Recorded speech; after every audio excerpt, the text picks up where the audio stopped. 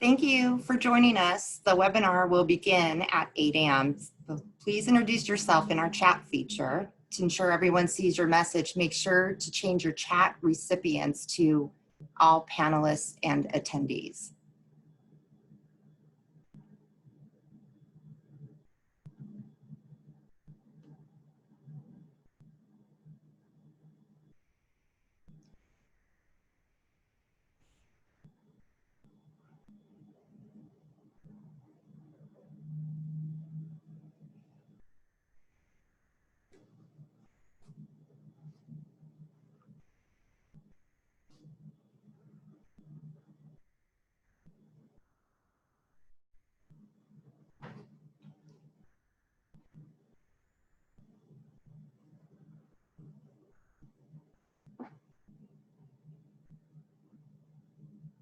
It's nice to see everybody's conversations through the chats, and good morning.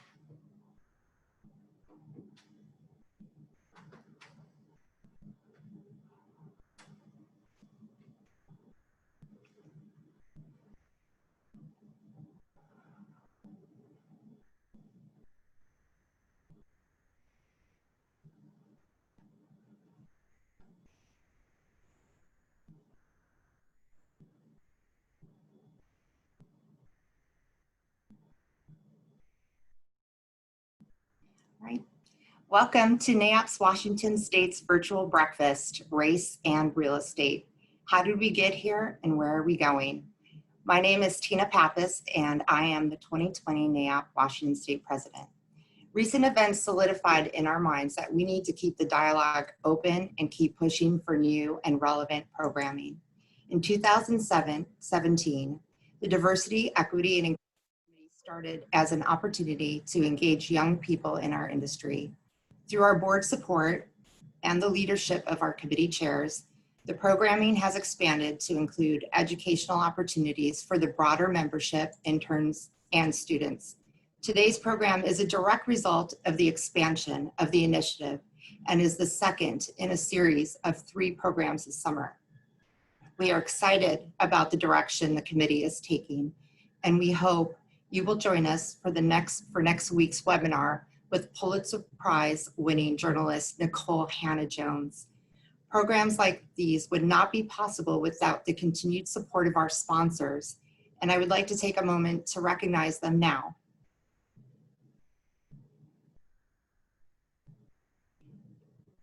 Alexandria, Bernstein Porter and Company, BRPH Architect Engineers, Gateway Construction Services, Dagan Kolb Engineers, I'm Gateway Construction Services, HIT Contracting, Holland Partner Group, JLL, and BBJ, Shoe Card Corporation. Thank you. Now I'd like to turn it over to our moderator for today's webinar, Serena Sayani. Serena is of counsel with Stokes Lawrence. She practices in both real estate and related business transactions. She concentrates her commercial real estate practice on acquisitions, dispositions, development, construction, and leasing. Ms. Sayani earned her BACS degree from the University of Western Ontario and her JD degree magna cum laude from New York Law School. She's also the co-chair of NAIOP's Washington's DE and I committee. Serena. Thanks, Tina. Thank you for everyone for being here today. Let me start out by saying that you may have heard Tina reference what was previously known as the Diversity and Inclusion Committee as the Diversity, Equity, and Inclusion Committee. That came from a recent change actually suggested by one of our panelists today, because the committee felt, and with the support of NAIOP Washington, that equity was a large part of what we were trying to achieve in the initiatives that we were putting together as part of this committee. So we've officially changed our name, and so if you're looking for us, we are now the Diversity, Equity, and Inclusion Committee. I would like to remind everyone that since this is a digital webinar, you all can see me as well as the panelists, but we cannot see or hear you. We encourage you to feel free to submit any questions you have in the Q&A function down below, and our NAIOP team will monitor the entries. We'll also have time to take audience questions near the end of the broadcast. To ensure we don't prematurely halt productive lines of conversation, this webinar may extend past the hour. If you need to leave promptly at 9 a.m. for any reason, a recording of this conversation will be available in full to our members after the broadcast. As we all know, diversity, especially racial diversity, within the workforce and pipeline of the commercial real estate industry is well below the demographics of our city and other industries worldwide. This fact cannot be overlooked, and we must continue to make efforts to create a more equitable and inclusionary culture. In order to make change going forward, we need to understand the history of how we got here. How has racial discrimination shaped the built environment? What has been its impact over time on communities of color? Conversations about race and equity can be difficult because they affect everyone in a different way depending on our personal experiences and background. While this panel is intended to be educational and informative, we expect that it will elicit emotion and passion from our panelists and you, our audience.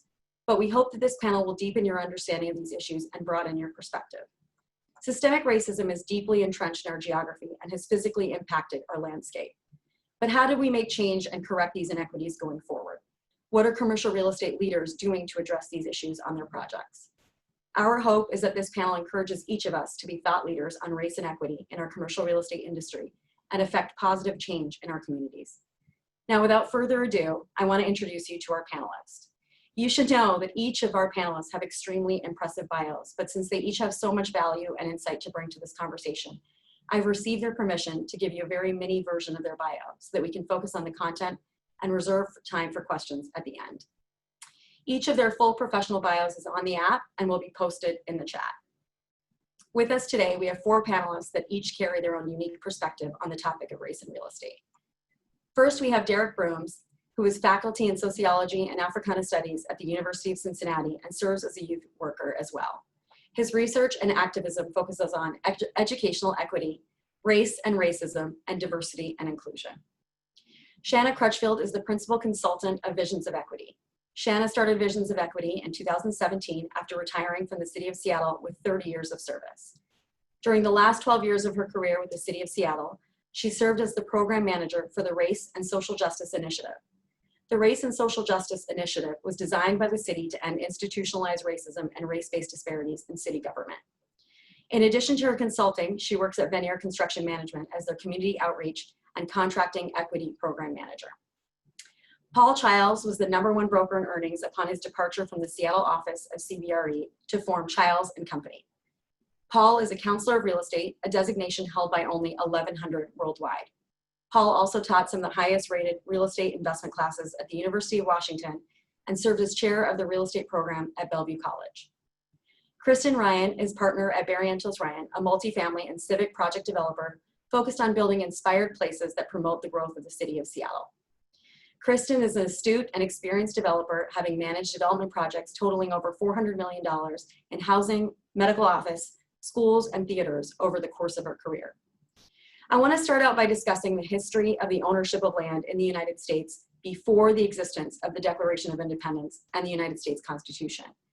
Shanna, can you briefly provide us with an acknowledgement of the land on which we live and work? Thank you, Serena, and good morning to everyone. So in preparation for the discussion that we will have today, it is required that we take an accounting of the history of race and real estate in our country. This year, 2020, is sometimes referred to the year of perfecting our vision. What we have seen thus far this year in racial injustice is not new.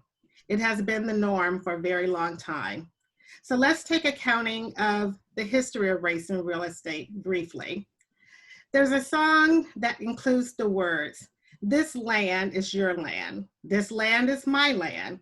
From California to the New York Island." Some of you may recall singing that song.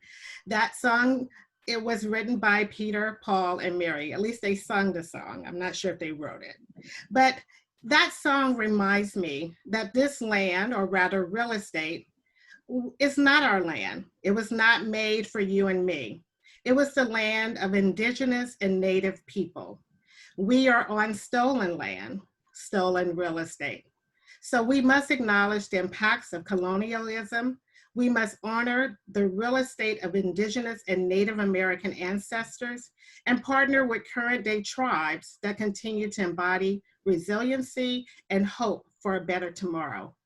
In our efforts to advance racial equity in real estate, let us not forget the past, the outcry of Native and Indigenous and other communities of color as we work to advance racial equity for all. Thank you, Serena.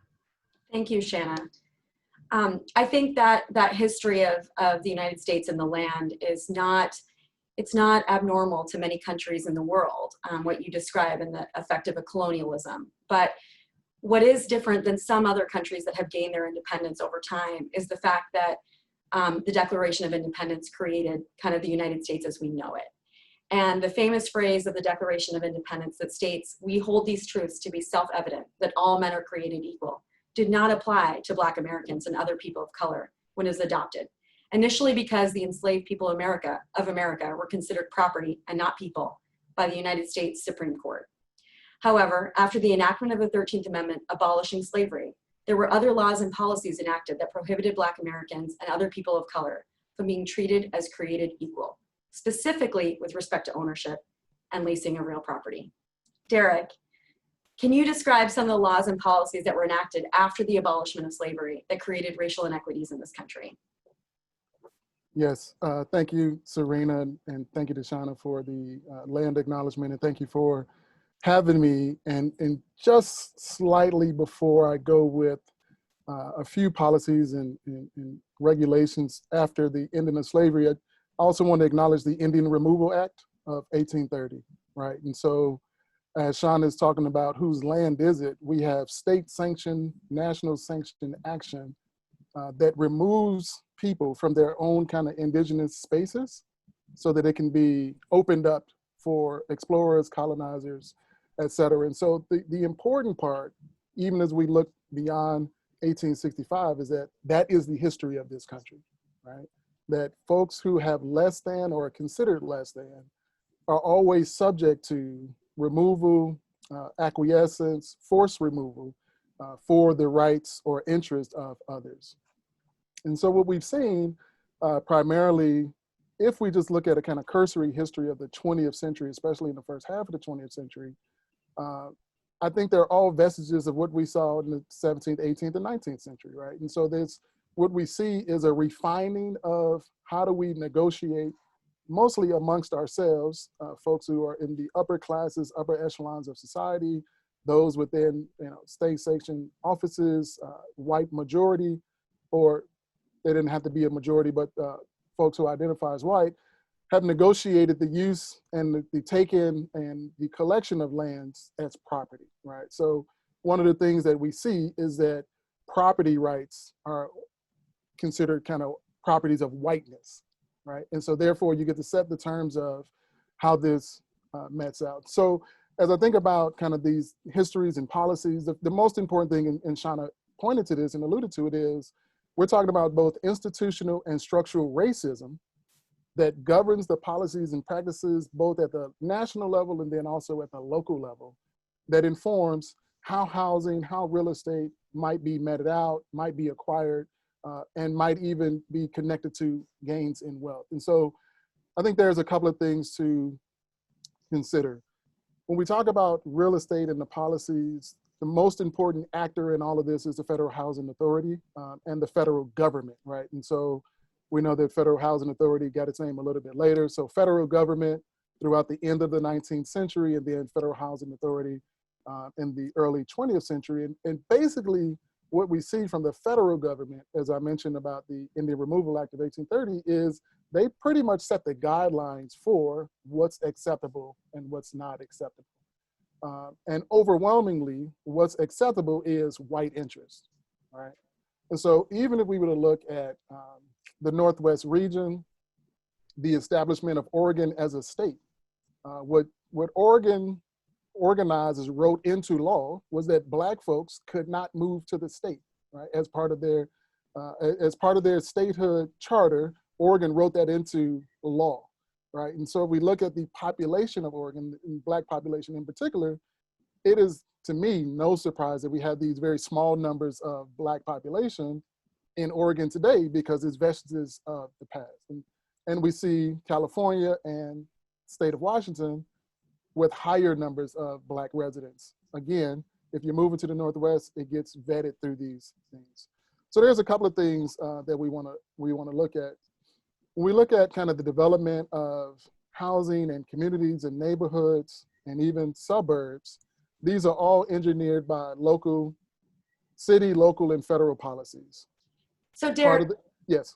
Sorry, Derek, No. Can I ask you a little bit more detail about that particular issue? I mean, what we're hearing about and what we know is that in the 1920s, the Fair Housing Administration created legislation specifically targeted to these issues. And I wanted you to explain a little bit more about how these particular initiatives, affected Black Americans and people of color in general.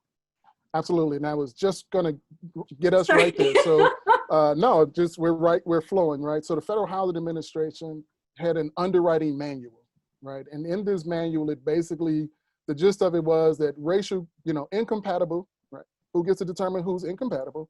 Incompatible racial groups should not be permitted to live in the same communities. And so we have the federal government kind of sanctioning the separation and segregation of folks based on race through this subjective lens of who is or who is not compatible. And then they created guidelines to inform housing policies. And so some of these housing policies included racial housing segregation, as mentioned, residential poverty concentration, diminished housing access, and also redlining, right? And I want to make sure that we point out redlining because the way I think about it is really twofold. Number one is, as we see in the early 20th century, with looking at Blacks in particular, there's the great migration from the deep South to kind of mid-South region to northern cities and even cities in the West or west of the Mississippi. And what we saw was the development of what they called a Black belt. So Blacks were not permitted to move into the center core parts of the city.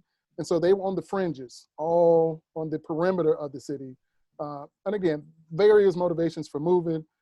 But as we see the development of redlining, what happens is that the federal government basically says, we're not going to secure any loans for mortgages for neighborhoods that have high concentrations of Black folks. So in the neighborhoods and communities where Black folks lived, number one, they could not get loans to move out of those houses, or excuse me, out of those spaces. Mostly it was apartments, tenement apartments and things of that nature. So the federal government creates this legislation, it gets enacted at the local and state level, and it prohibits Blacks from buying property, mortgage, housing into these different neighborhoods. And so how does that then work? Number one is that they created a map. It's just called a red line map. And within the map, areas designated as high concentrations or moderate concentrations of Black folks were color-coded red. And banks and real estate agents use that map to say, we're not going to sell housing in those areas. So what we see is a complete devaluation of the residences where Blacks live. And we see at the same time an increase and enhanced value in areas where white folks live. And so the main thing that, that I want to point out is that racism is never neutral. So that if we're suppressing, not necessarily just one group, I'm talking about Blacks, but if we're suppressing people of color, folks of color, that also means that we're creating advantages and benefits for white folks to benefit from federal policy. So we can look at, as another example, the GI Bill, right? And the GI Bill basically just says that, this is post-World War II, those veterans returning from war will have subsidies for housing and education. If we look at how it's vetted out, these benefits, if you will, are afforded to white servicemen and denied to black servicemen. So here's something that says if you're a veteran, so that means that it's not just the federal government, it's also veteran administration, right? And then it's also at the real estate level, it's also at the bank level. So we think about kind of what this happens. We have the Supreme Court case in 1917 that strikes down explicit racial zoning laws, right? And so that's a breakthrough, except that white interests create kind of new designations with economic zoning, right? So this is the intersection of both race and class, so that we, you know, in one sense we can say, well, it's not based on race, it's just based on class. Well, if I block you from employment opportunities, right? We think about even joining the military and things of that nature. If I block you from employment opportunities, I also limit how much money you make, which then limits the type of property that you might have access to. And so when we think about the impact of these laws, you know, they're quite significant. We jump forward into 1926, where the court in the Euclid versus Ambler case finds that zoning ordinances are reasonable. So the federal government says, you know, well, maybe the racial part of it is not reasonable, but the economic part of it is reasonable, which gives sanction and license to various interest groups, including real estate agencies, commercial businesses, but then also private residents, because the next part of that is private residents banded together and they refused to sell housing to other folks of color. So that if you were trying to buy a home, it was the real estate agency, it was banks, and it was private citizens as well, who really created a blockade, again, with state-sanctioned authority, that we're not gonna allow folks to move into these neighborhoods. If we just move forward, just do one more quick thing. We move forward a little bit later in the 40s and 50s, we see the development of highways and suburbia. And there's two things that's really important here. Number one is that we see the development of highways in kind of what we might consider as urban cities. Overwhelmingly, they were used to split and create racial divisions in housing. So if we look at the Dan Ryan Expressway in Chicago, which is where I'm from, if we look at I-16 in Savannah, if we look at the highway in North Omaha, if we look at where I am now, I-75 in Cincinnati, overwhelmingly, Blacks were moved out of neighborhoods to make way for highways to create access to suburbs that Black folks didn't even have access to, right?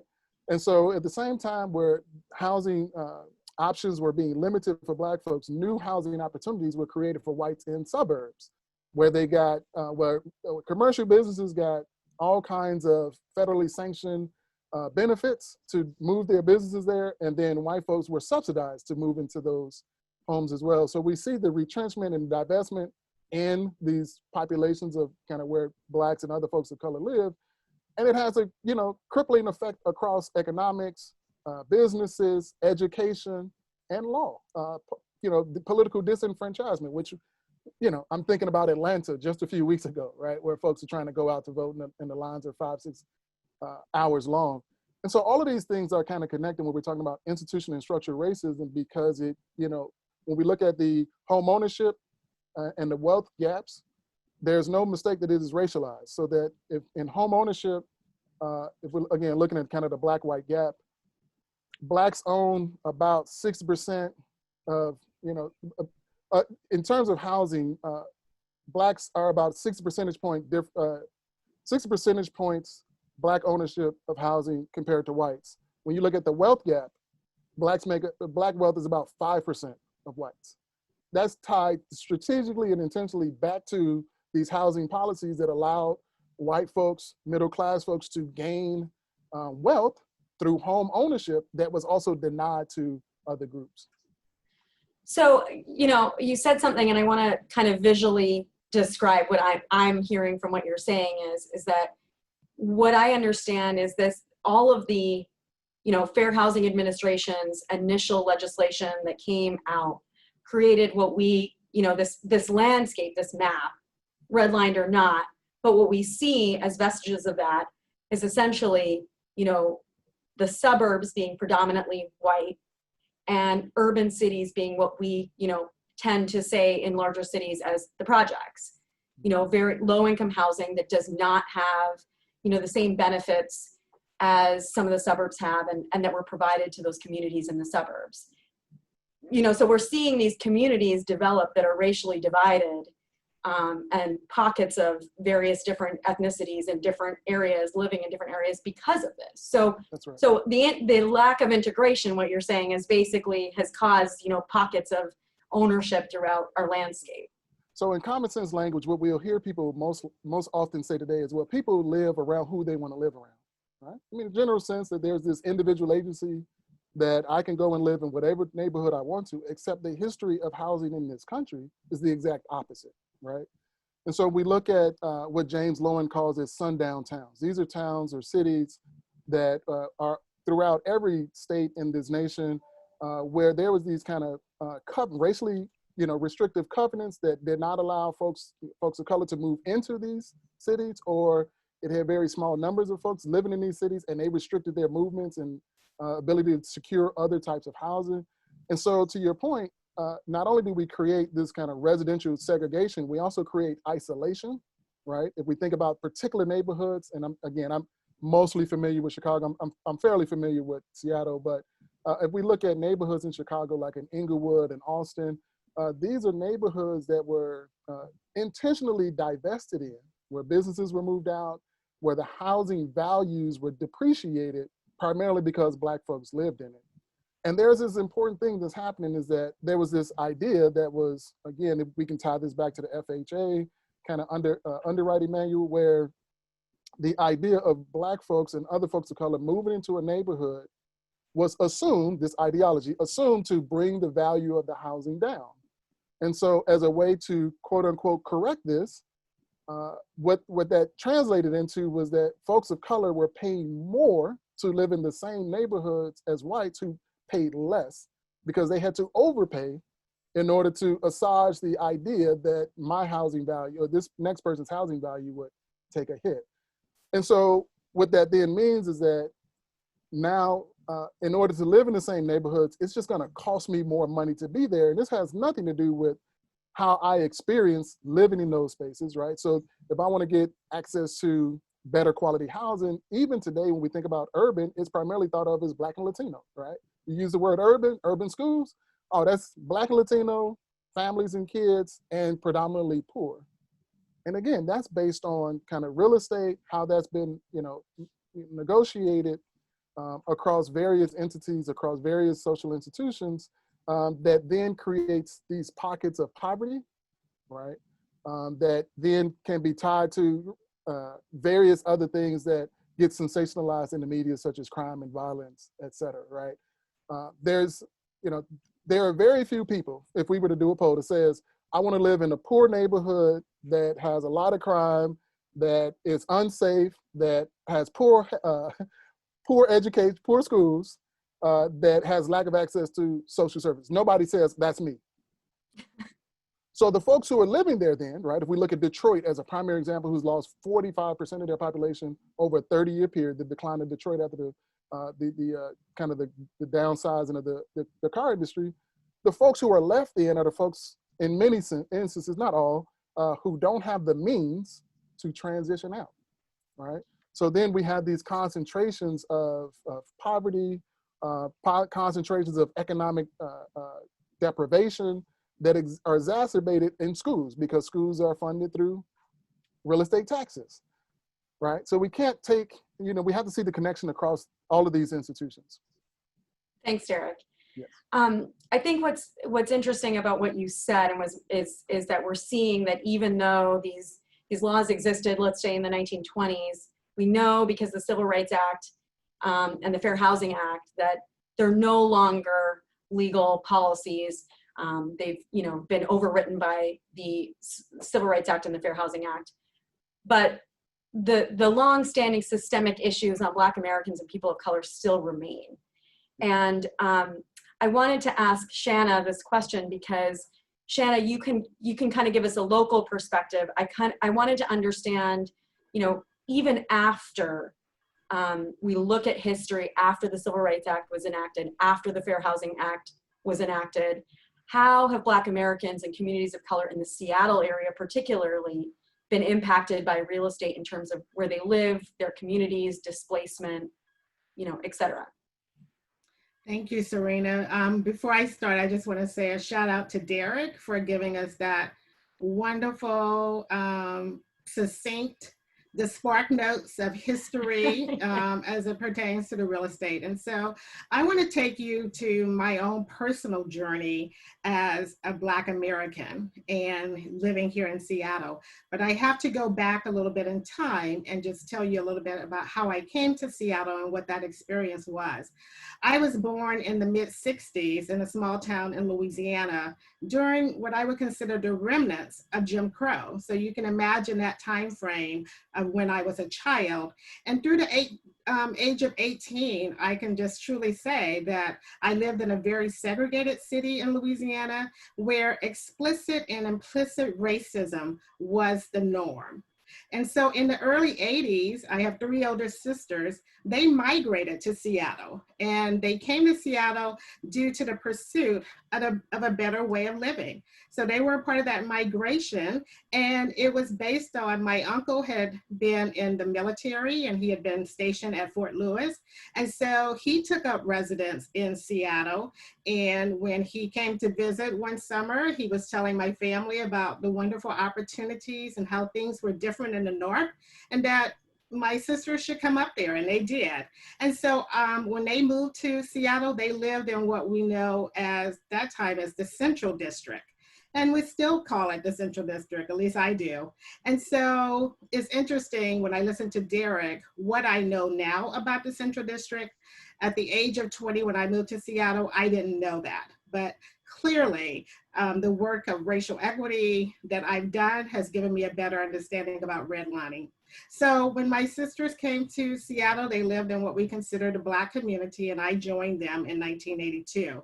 And so all the things that Derek's talked about in his experience in the cities that he's lived was prevalent also here in Seattle.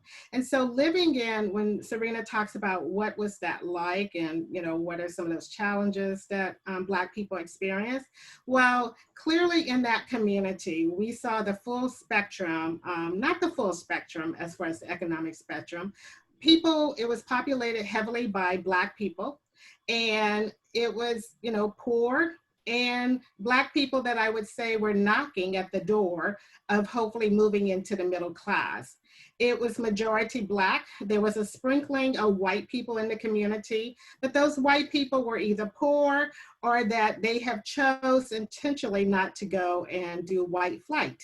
I think Derek may have referenced that, I can't recall, but white flight was when white people began to move out of neighborhoods that were becoming brown and Black. So when we think about, or at least from my experience being in that Black community, it was a community where you had Black businesses, you had Black schools that were predominantly Black rather, and then you had churches that were predominantly Black. So it was community, and this was not new for Black people. This was the experience that Black people had in creating community for generations past. So when I lived there later, probably about maybe from the 80s, probably about 5 or 6 years later, I moved to another part of Seattle, which was West Seattle. Some of you may be familiar with that. And so I lived in West Seattle, raised my family there, and probably in the mid-90s, I went to the Central District. There wasn't many times that I needed to go to the Central District. I pretty much migrated to West Seattle and stayed in that part of the city. But I remember going back to the Central District. And as I went there, I felt like I was in a strange place. I was driving around and I was looking, I was like, wait a minute, did I take the wrong exit or something? Because this looks totally different. And what was I seeing? Let me just describe to you. I shared that, you know, when I was there, we had Black businesses, there were churches. There was a lot of presence of Black people walking around in the community. As I drove along the streets, I noticed that sidewalks were paved. When I was there, I would see dirty sidewalks. You didn't have sidewalks. What was that concept, right? There wasn't, you know, clear pathways. Now there were clear pathways. You would see trees that were planted. I remember seeing Trader Joe's, and it was the first time I saw a Trader Joe's, and I was like, oh, wait a minute. Now this Trader Joe's in what I knew as the Black community, wow, it's like moving on up.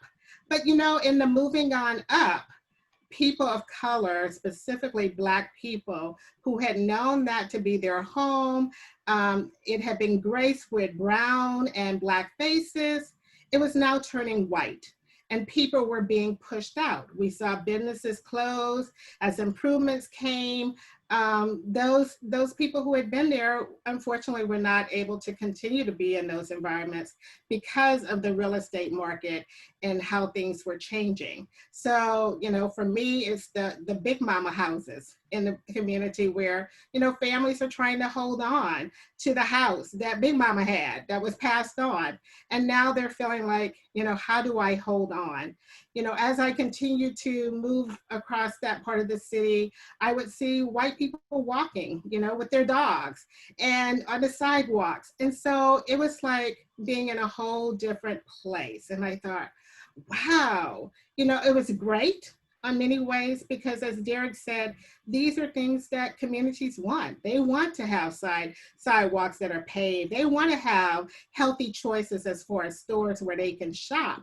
They don't want to feel as outcasts.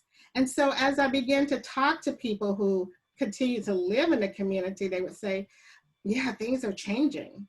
Change can be good, but you know, the change is happening to us. And when we look at history, oftentimes for these communities of color, they're not brought to the table as far as being able to engage in ways that promote inclusive engagement, what their interests are. And so they were feeling like, you know, people are making decisions about this community. And when we look at the history, that area of the city where they live was not, you know, some may have been intentional to choose that place, but many did not have a choice. They had to live there because of historical redlining practices and all of those things that were in place. So what it reminded me was that it was almost like a modern day colonialism, just like what we talked about of the past. So, you know, we had been in a community where people were dependent on each other. You know, when you would walk in the neighborhood, you would experience a head nod or a friendly greeting, even if you didn't know the person personally. And now it became a place where Black people felt that they were becoming invisible in their own land, in their own neighborhoods, and spaces where white people would rather avoid them by crossing the street to avoid any interaction with their Black face. And so change, like I said, can be really good. So many people welcome, but in the welcoming, it was like what the Native American indigenous people felt, that they felt, hey, let's welcome these people. And all of a sudden, welcoming them into the neighborhood meant that you're no longer going to be there because we're pushing you out. And a lot of this was being done intentionally. So the question that I would want you to consider today as you hear us continue to have this discussion is, who matters? Does all lives matter? And I guess the answer depends on who you ask. And so what are we asking? Who are we asking?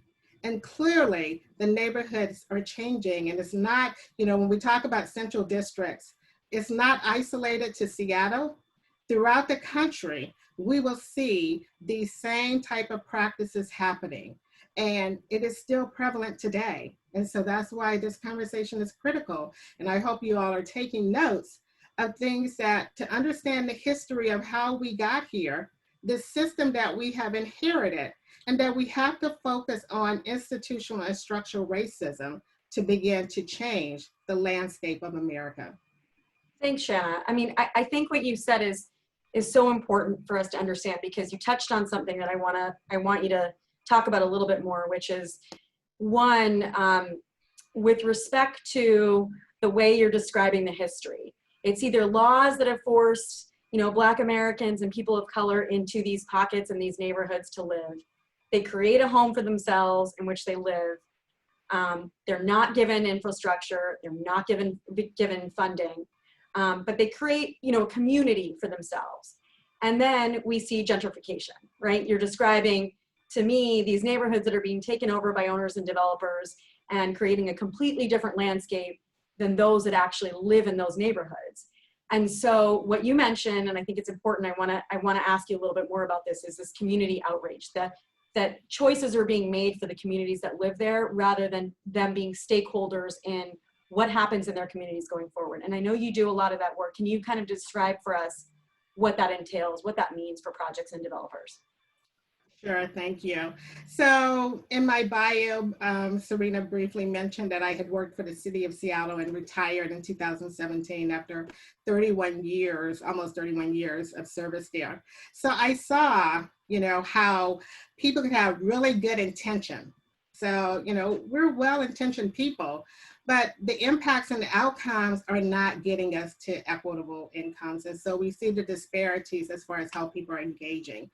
And so upon leaving the city, I moved into an organization, Banner Construction Management, and I worked with them as their community outreach and contracting equity program manager.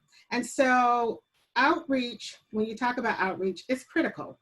And so history sometimes says outreach is that, oh, we go reach out to people, it's not, it's kind of in the moment.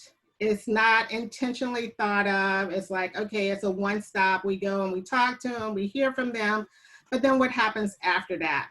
When you talk about gentrification, there's a definition. It says the process by where the character of a poor urban area, AKA Black community, is changed by wealthier people, AKA white people, moving in, improving housing, and attracting new businesses, typically displacing current inhabitants. That's an interesting word, inhabitants, AKA Black people again, in the process.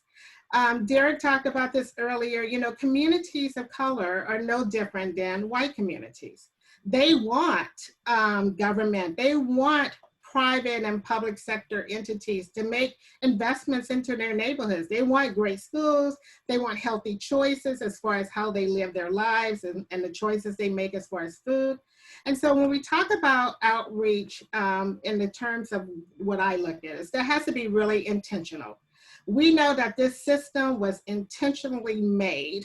And when we look at the history, there's a lot of intention to disadvantage poor, brown, Black people, people of color.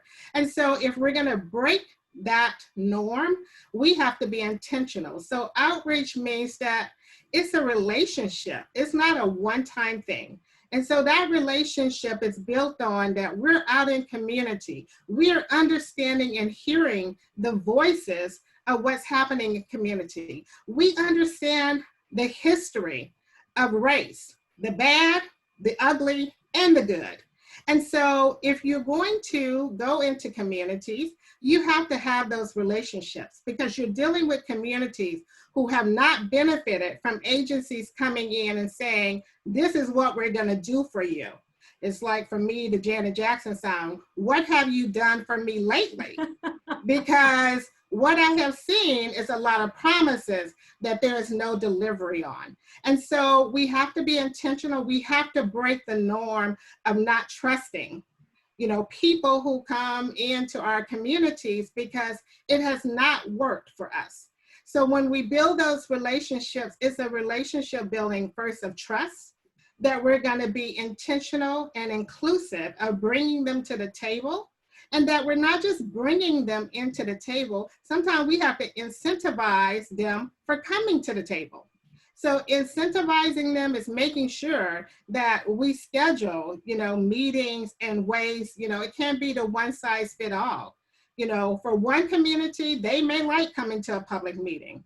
For communities that I work with, especially brown and Black communities, they may be interested in the topic and what's being discussed, but sometimes they are carrying so many other things in their life that they may not be able to commit to coming to a meeting physically. So sometimes we have to think out of the box. And when we don't know, ask somebody.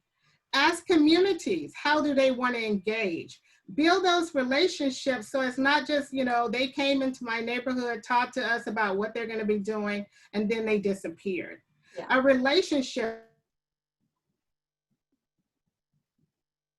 especially during this COVID time, I have people saying, I haven't heard from so-and-so, nobody's calling me to see how I'm doing.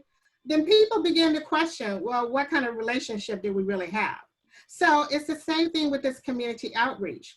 It has to be reaching out, being a part of, listening. Sometimes we're doing a lot of talking and we're not listening, but actively listening to then implement actions that show that we heard what people were saying. Yeah. We also have to examine our organizations. Who's showing up at those outreach? Who's building those relationships? Are there faces that people say I can trust? So thinking about, this committee, diversity, equity, and inclusion. If NAIOP is really thinking about that and it's not just lip service, it's making sure that in our organizations, we reflect the communities that we're wanting to serve. And that is not a tokening exercise, that we're not just bringing people of color in to be the token that we hang up to say, we've got this person, and then putting the burden on them to carry the load of community outreach. I tell people that I work with at Vantage that community outreach is everybody's job. Yeah. It should be built in everybody's job description. It's not just my position to do community outreach. It may be in my title, but you know what? It's everybody's job. So if everybody knows their job, like we say safety is everybody's job, then community outreach, building those relationships should be everybody's job. If it's everybody's job, we are intentionally thinking about it all the time. Thank you, Shanna. I think, outreach plan. Yeah, I think what you're saying is so valuable, and what you said, leads me to ask a question to Paul, because, she mentioned kind of tokenism, and I have to go through your incredible story because yours is unique. I'm gonna tell everybody what was not in your bio that I think is important to your history, which is you founded the Black Student Union at Seattle University. You were the first African-American hired by CBRE and became the top broker in earnings and became the VP of investments. You served 4 governors on the Washington State Real Estate Commission since 1992, longer than anyone in Washington State history. So I wanted to ask you, because Shanna brought up kind of the tokenism concept, the fact that one person isn't enough. And I want to understand what that time was like for you at CBRE, being the first, African-American man at CBRE, and what that experience was like. Well, thank you, Shanna. And thank you, NAIOP, for facilitating this kind of discussion. It's good to have these good, rich, sensible conversations so that we can get to where we all need to be. Let me begin by saying, when I was hired at CBRE, I had gone through testing, interviews, all of the things that you typically go through when one is being hired. What the test had determined before they hired me is that I was most suitable for real estate investments. And that basically meant that I was to represent buyers and sellers in the acquisition and disposition of income producing properties. I had just turned 24. And when I was 24, I looked like I was about 18. And I was also Black. So I had a couple of disadvantages when you think about me being an investment broker at age 24 at the largest and arguably the best real estate company in the world. It wasn't easy. As many of you know, in the commercial brokerage business, a new hire is typically paired with a senior salesperson. When I was hired, no one, and I emphasize, no one would work with me. We had a system of mentorship that was important in the development of new hires. And I didn't have the benefit of a mentor. All I knew about real estate is what I had gleaned from a textbook. I didn't have the benefit of someone showing me the ropes that one couldn't glean from a textbook. I had to figure out how I was going to make this work. CBRE had excellent training programs for the different specialties. And I made sure that I understood every specialty so that I would then understand what was important to be incorporated in a viable shopping center, office building, industrial facility, something that I would eventually be tasked to sell. So I read and I read, I listened to tapes, I asked lots of questions. Instead of working for or with a senior salesperson, I basically reported to the sales manager. And as a youthful person, I had very little pride. I would go and ask so many questions. I felt like in order for me to be successful, I had to be perhaps the most technically competent person in the office. And that really was my goal. But the sales manager would actually see me coming and pick up the phone and act like he was busy. He was pretty sick of my questions, but he endured and I learned.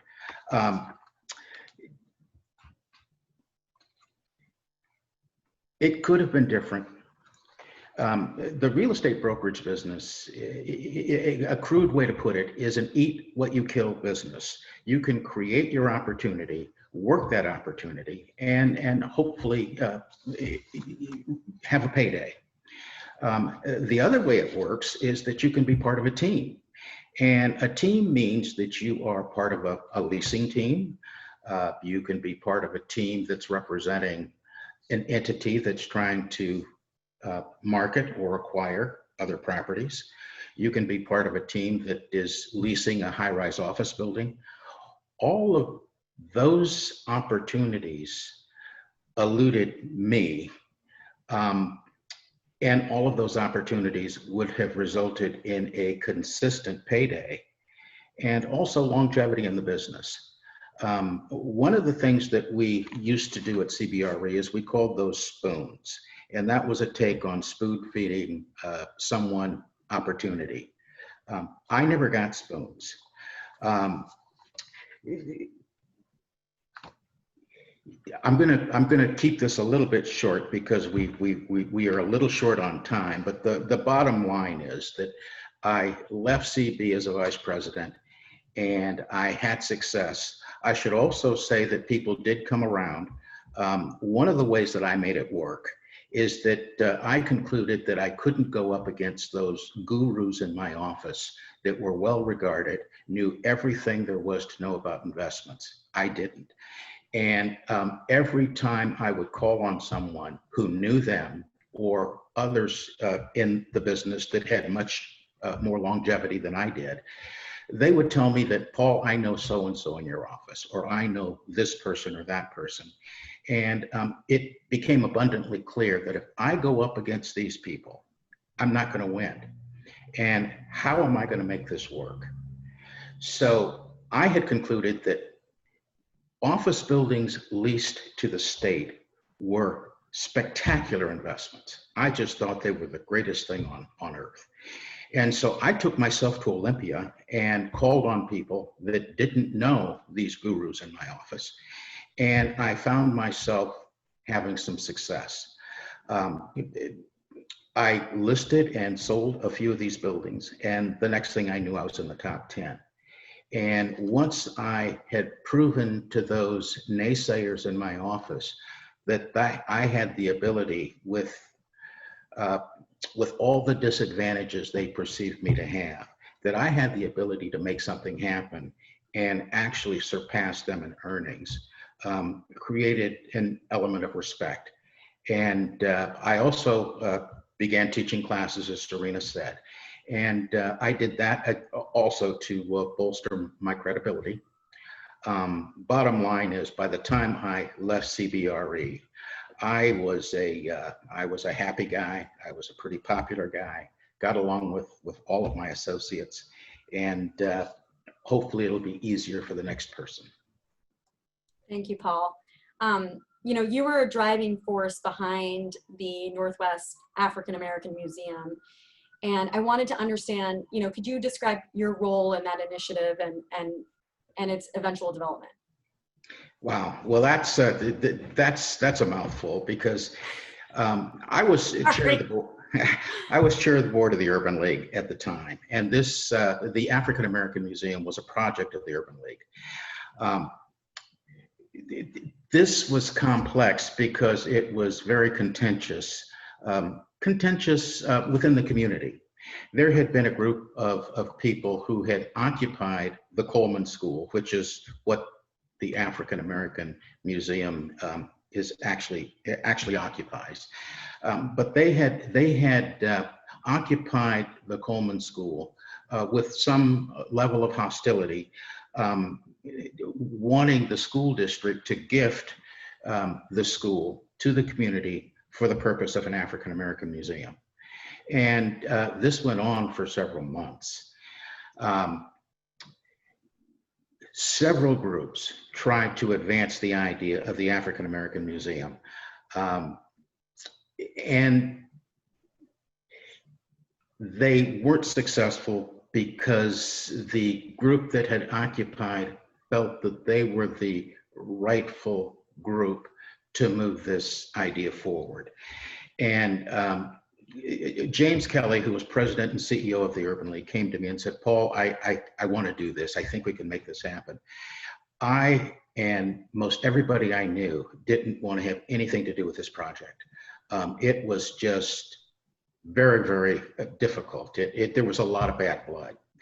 Enough time had passed that we had thought maybe because of my real estate acumen and the stature of the Urban League as a unifier in the community, that we could potentially make this work. So we gave it a go. And, you know, the short story of eliminating all the gory details is that we made it work. We had all the typical challenges you find in a development deal. We had excessive costs. Estimates came back well beyond what we imagined. We had design challenges. We had to figure out where the equity was coming from. We had to finance this deal. And of course, we had to work with the community, all members of the community, to get them to embrace what we were trying to accomplish.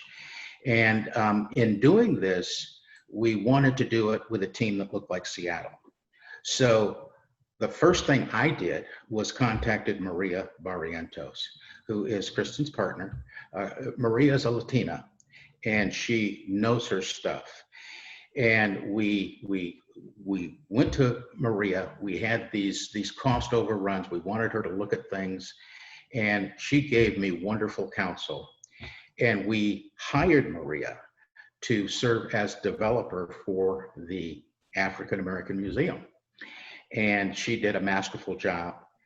It was successful. And now we have a museum that's available for the community to enjoy, along with its sister museum, the Wing Luke Asian Museum, all for the betterment of Seattle. Thanks, Paul. Sure. I wanted to bring up Kristen because Kristen, Barrientos, Ryan, you and Maria both have, you know, a number of projects that you work on that are mission-based projects. And I wanted to understand a little bit more about some of the initiatives you guys are putting together, as well as some of the implementation realities of putting together these projects in these communities. Well, thank you for having me join and share these pieces and join this esteemed panel. But I have two projects specifically that we're working on right now really have come out of, as Shauna was talking about, what does it mean to outreach to the communities that projects exist in and understand how those projects can really be driven by the communities. The first is the Opportunity Center at Othello Square, which Homesite is the lead developer on. And I have, in both of these cases, privileged to work with great Black leaders of Daryl Smith at Homesite and Gregory Davis at Rainier Beach Action Coalition, who are really carrying the visions of their communities, and Tony Toe at Homesite as well, prior to Daryl, to create these assets that are owned by community and for community.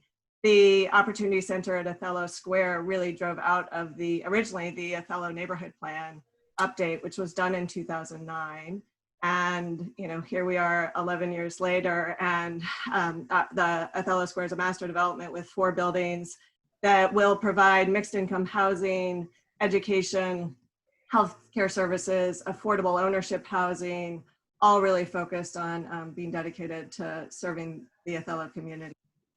And then the second is the Rainier Beach Food Innovation Center, which came out of work that in 2013, what was then DPD in the city and Nora Liu in the neighborhood section was doing work around the Rainier Beach development at the light rail station.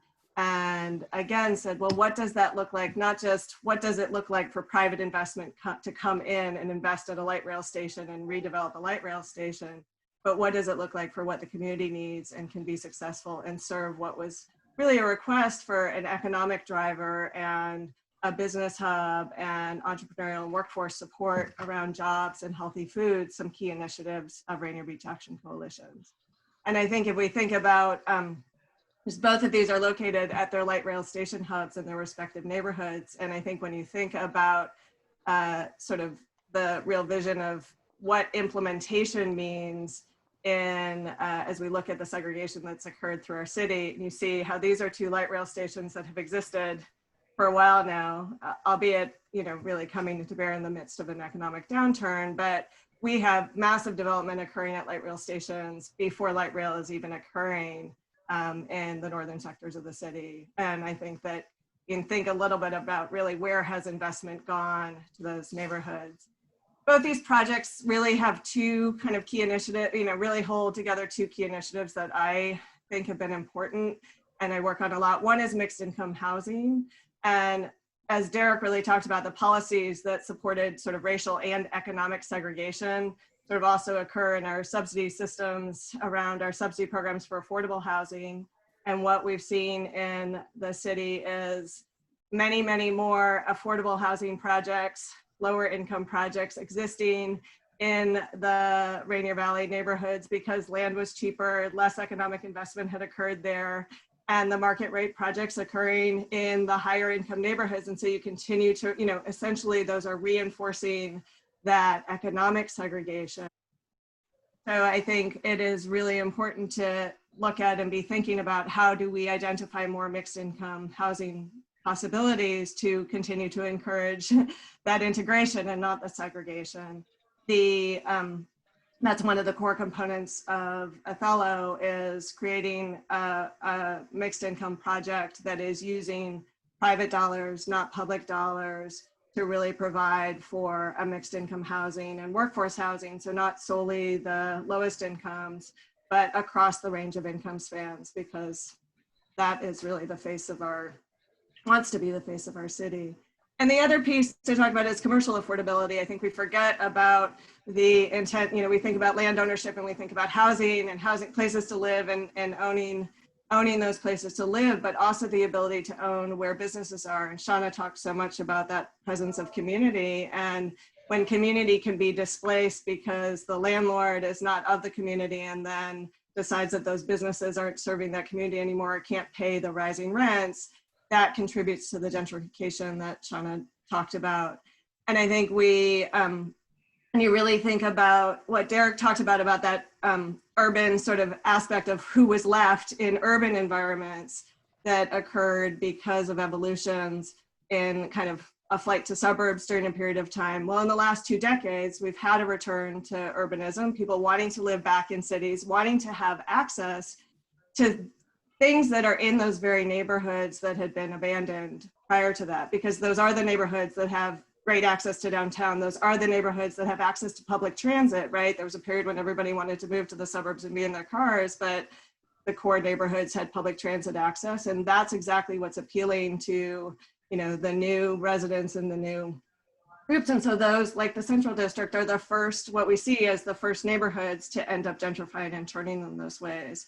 And so you have to think about why are those the places that are seeing that investment? Because they have that access to exactly all of us want: access to transit, access to schools, access to neighborhoods, access to parks, access to community services. So I think those are the pieces that have really influenced the work that I do, is trying to ensure that the community can retain that ownership. Both of those projects, the Food Innovation Center and Othello Square, are holding ownership in the hands of community.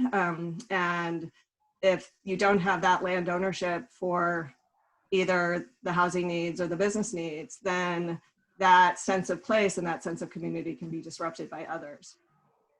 Thank you, Kristen. That's really helpful. I know we're running out of time, so I wanted to hopefully end on a high note, or at least give some additional insight or some advice. So I'm going to ask Paul this question because, you know, as I mentioned, you've kind of been a pioneer in the commercial real estate industry in terms of, you know, your representation of people of color. And I want to ask you, you know, one, how much, if at all, has the diversity within the commercial real estate industry been impacted? And if not, what do you think we should do to advance this needle forward? Wow. Well, let me just say that the needle over all of these years has barely moved. And when it does move, it manages to find a way to bounce back to zero. If we were to take a census, and I'm going to share what I think I know. If we were to ask all of the major global providers of real estate brokerage doing business in the Seattle area, how many African Americans they employ, they would struggle. But the answer is one. If you ask the same question for Latinos, they would struggle, and the answer would be two. If you ask how many Asians they employ, it would take both hands and both feet to count the numbers. Asians do much better, but all groups need more opportunity. Short answer, Shannon. So what do you think we can do to improve this? I mean, Okay. I've got more than a couple of ideas. I'm relying on you to tell us. You know, here's the deal. I've been pushing for this kind of all along. The teams that represent the users of real estate should really begin to look like the communities they serve. And that means that there should be a healthy mix of all kinds of people in this industry that you can look to meet your real estate needs. When the users of real estate finally conclude that that is what they insist on seeing, when they say, unless you can field a team that looks like Seattle, we will not do business with you, and we will find another group that does, that's when things will change. People don't change unless they see some benefit or cost. Status quo is a humdinger. They don't change unless they see some benefit or some cost. And I believe that strongly. And I'm going to just leap right into an example that I think is pretty current. We all know the story of the Washington Redskins. Up until 2 weeks ago, that owner was absolutely adamant that he would never, ever, ever change the name of the Washington Redskins until FedEx, Nike, Pepsi, and others said that they were going to withdraw their support of the Washington Redskins unless they changed their name. Well, this decade-long insistence that he wouldn't change the name changed almost overnight because of the financial pressure. Most of us are in the service business. If our client says they want to see this, then we want to do what our clients want. And so all of you out there that are wondering whether or not this is a good idea, it's really hard to pin a scarlet letter on someone who's been doing the right thing all along. this is something you should do. If I've got time for one more example, I'd like to talk about someone who's actually doing it right. And this isn't a real estate example, but it is an example that I think we can all learn from. Walmart, no matter what you think of Walmart, I will tell you that I think that they've got this right. On their legal teams, they insist, and they use different legal teams in different parts of the country. So every place that Walmart does business probably has a law firm. Every region that Walmart does business probably has a law firm that represents them.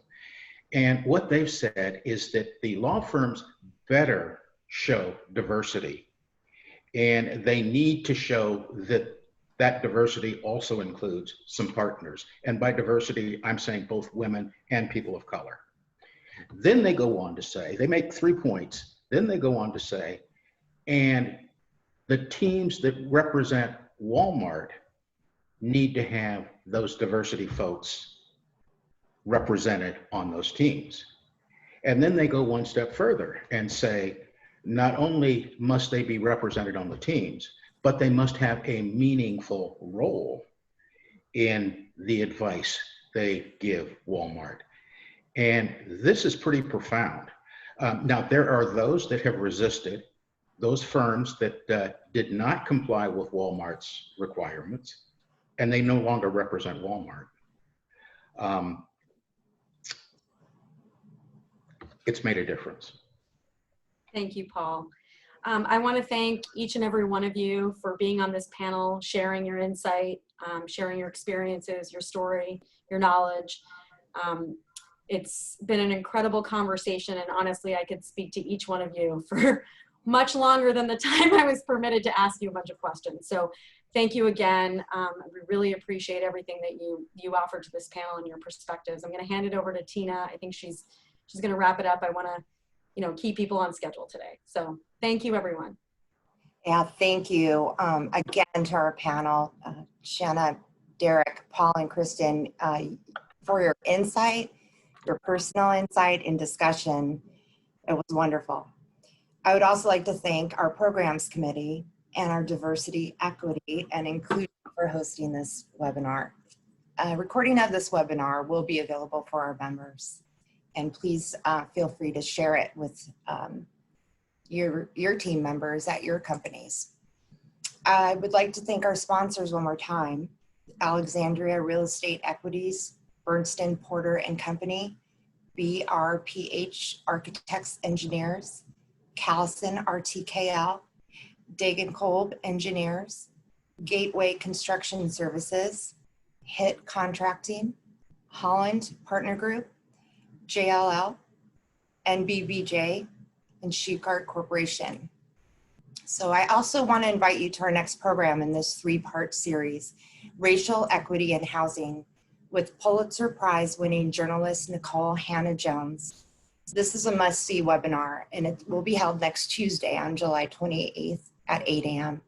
The event will feature a live Q&A with the speaker, and we hope to see you there. Thanks for joining us, and have a great rest of the week.